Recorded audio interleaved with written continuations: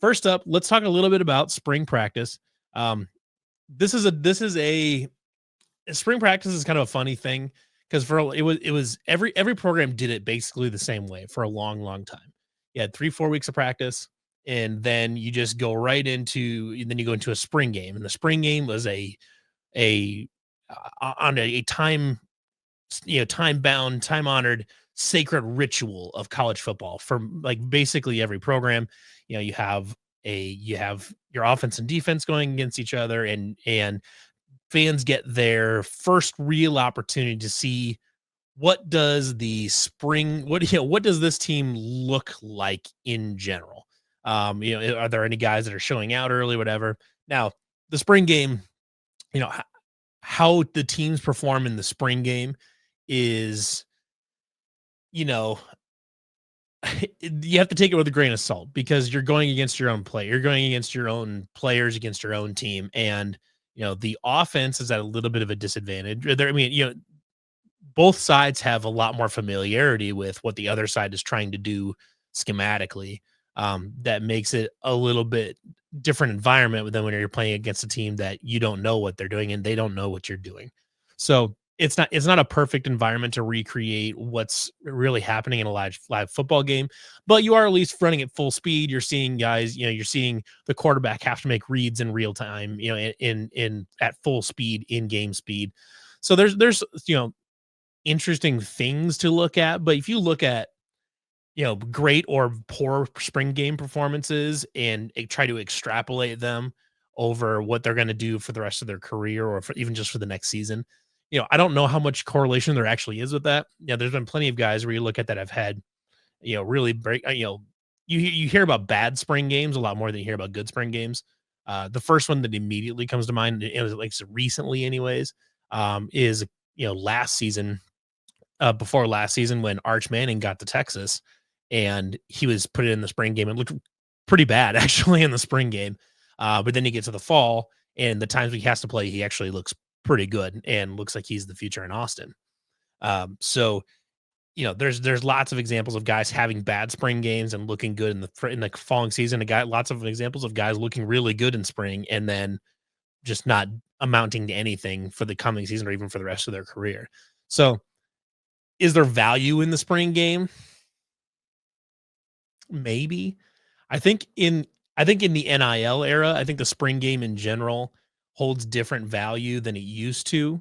It used to just be a way to just get fans there and kind of, it to hold fans over till football season. And specifically at Iowa State for a long time, it was directly tied to a festival in the spring that used to exist that all the Cyclone fans tuning in right now, you know exactly what I'm talking about. But there was a festival that used to occur every single year. It hasn't for about over a decade. Well, actually right at about a decade now, a little over a decade, called Visha, which was a big week long celebration of the university that they held, and it went from like Friday the day before, the weekend, and then all the way through the weekend, through the next weekend, then through the following weekend.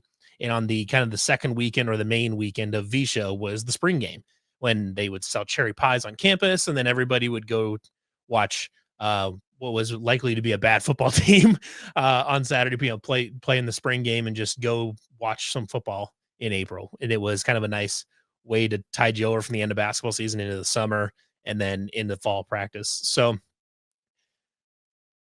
that used to be a thing. And then now you get to the NIL era. And I think what what value the spring practice provides is no longer the let's get fans in the stands because they just want to see the team type of thing.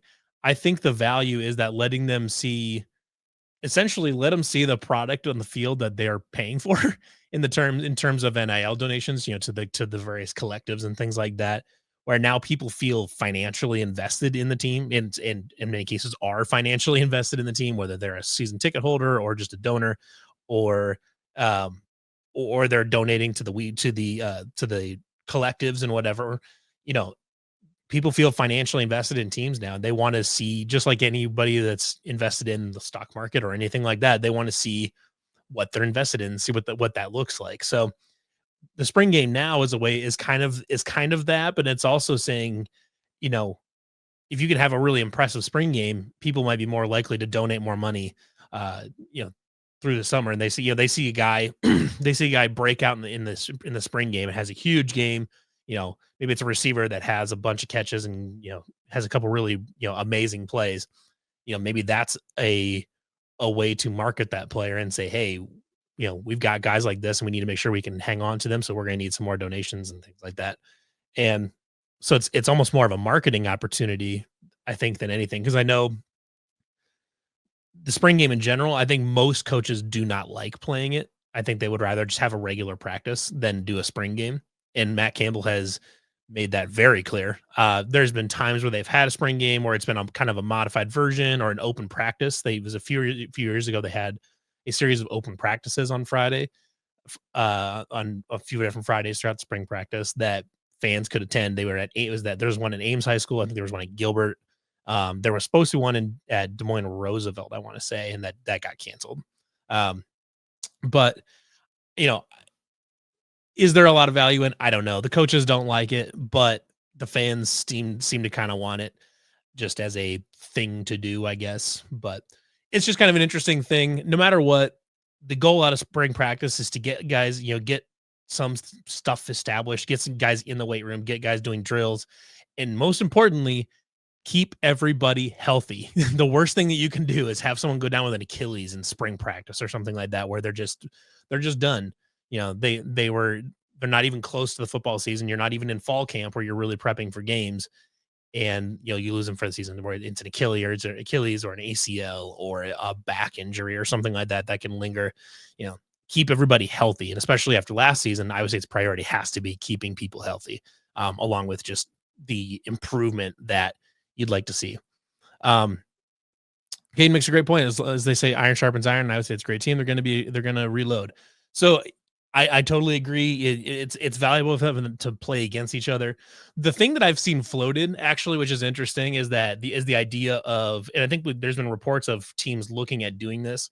I think it was in the SEC. I can't remember exactly which two schools that were talking about um, doing scrimmages in spring practice the same way like the NFL does it during training camp, where like one team will just go visit and the other they'll just have a practice together basically, and they'll do a scrimmage together.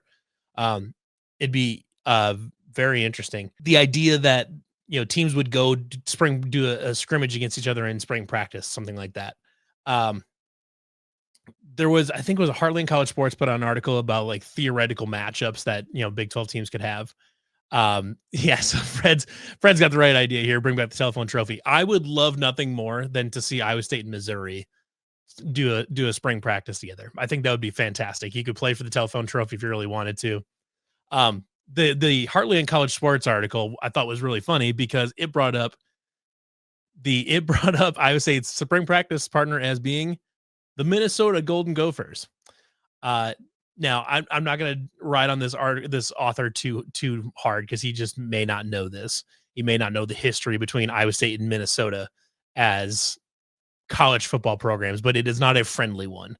Iowa State still wears Jack Trice's stripes on the uniforms. It's the stripes are on the building. There's a statue outside the stadium.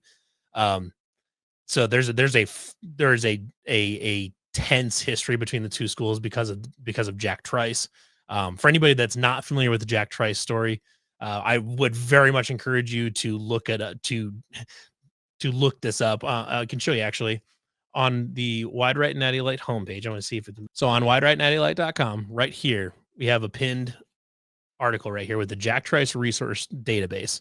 So if you are not familiar with the story of Jack Trice, this is a great place to look because we've got articles and videos from the Iowa State archives that various other people have written. Spencer Hall wrote a really great essay about it. The Undefeated. Kagavi does a great job. And everything you could ever want to read about Jack Trice is in here. It's got newspaper articles about his life growing up, about him being recruited to Iowa State, about the game in which he was injured, and then eventually, that he sustained injuries, and then eventually died from, and kind of the story of that. And there's so many good resources here. If you're interested in learning the story of Jack Trice, everybody should learn the story of Jack Trice. Jack Trice Stadium is currently the only stadium in college football named um, after a black player, after a black athlete, and it's an amazing, amazing story all the way from the very beginning through his life, all the way up through the students at Iowa State students fighting to get the stadium named after him. So it's a really incredible story that I highly recommend anybody that's not familiar with, take a look at it and learn what it is. But that is one thing that that is essentially the incident that started the tense relationship between Iowa State and the University of Minnesota. They refused to play each other for about 50 years, for over 50 years. Essentially, they still have not played a regular season game against each other since that game. They did play against each other in a bowl game in 2009, the Inside Bowl, where Iowa State won. But that is not a school that Iowa State maintains any sort of relationship with.